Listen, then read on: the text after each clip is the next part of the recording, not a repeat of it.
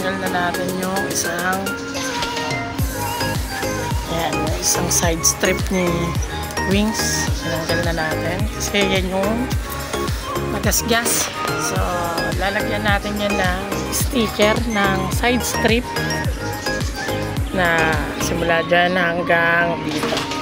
So papalitan natin ng sticker si wings. Tatanggalin na natin yung mga sticker niya kasi nga dami na rin gasgas. Yan. Dito na-maintain yung pag-aalaga kay wings. So yan, tatanggalin din natin yan. Papalitan natin yan ng Honda na lettering dyan. Tanggalin natin yan. Lalagyan natin yan ng eto.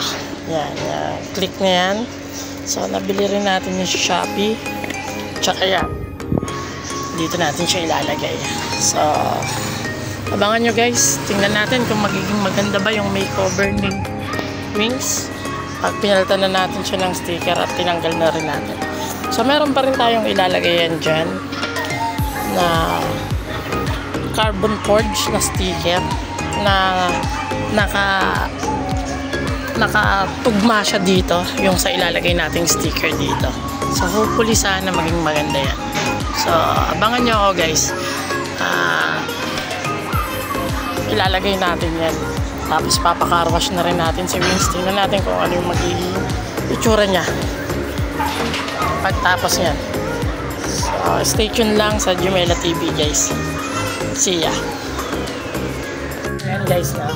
Nakikabit na natin yung carbon forge na side strip. Ayan. So ayan yung kinalabasan niya. So natakpan naman yung mga part na nagasgas kay wings nung na-slide ako. So ayan. Takpan naman siya. So para sa akin okay na rin siya. Okay na rin na ganyan. Hindi man polidong yung pagkakabilit ko. Pero at least kahit pa paano natakpan na yung gasgas ni wings. Yan. So ganun din yung gagawin ko dyan sa kabila. So abangan nyo pa ako guys hanggang matapos natin yung kabuuan ni wings na pagtanggal natin ng sticker at paglalagay natin ng mga sticker na binili natin sa Shopee. So ayan, hopefully sana maging maganda siya. So update ko kayo ulit guys pag tapos na si wings. So stay tuned lang. See ya. So ayan guys lang, natapos na natin yung buong dibdib ni wings. Nakabit na natin yung side strip. Ayan. Yung sa dibdib. So hopefully pag natapos yan sana maganda yung kalakasan. Bago natin ipakaroon si wings. Natanggalin natin lahat yan yung mga orange na yung mga decals na para new look na si wings. So hindi natin siya na-maintain ng maayos. So yan, update na lang kayo ulit guys. Tapos na siya. Okay. So stay tuned lang sa Jumela TV. Ayan. Kaya makikita na natin yung overall ni wings. So see ya. So ayan guys, natapos na natin ikabit yung isang face ni wings. So susunod yung isa. Ayan. So tinanggal na natin yung nandito niya. Ilagyan na natin siya ng 125i dyan. Ganon din yung nandito sa kilid.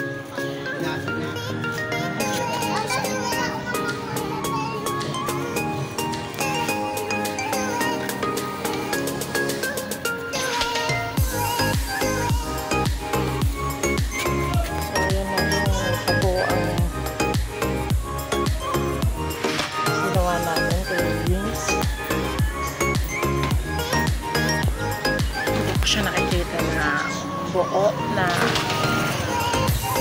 baliktaran. So, sana maging maganda siya. Medyo naging plain lang masyado yung kulay niya. Ganun talaga eh. Hopefully sana maging maganda siya mamaya. Ayan guys, no? Natapos na rin natin yung kabilang piece. So, papakapash na muna natin siya bago natin video na kabuuan. Yung pinalabasan. Stay tuned pa guys. Counting na lang ito. See ya. So, ayan na guys, no? Ayan na si Wings. Nung pagkatapos natin siya ipakapash. Ayan, okay naman na siya. Ayan, malinis na siya. Ayan, mukha na siya ulit okay. Ayan. Ang ganda.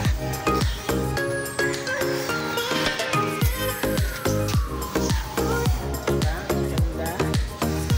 Hindi na nga lang siya ganun ka-lively kasi wala na siyang ibang kulay kundi black and white na lang. So, naging plain na siya. Pero overall, okay naman. Ayan. Mukha siyang matapang. Black and white. Ganda. At least kahit paano, natanggal na natin yung mga sticker na puro gas-gas. Ayan. So, kung nagustuhan nyo yung video natin guys, no, don't forget to like, share, and subscribe para updated kayo sa mga ginagawa natin sa mga motor natin, which is si Click, si Wings, at si Snipey. So, hanggang dito na lang muna guys. See ya.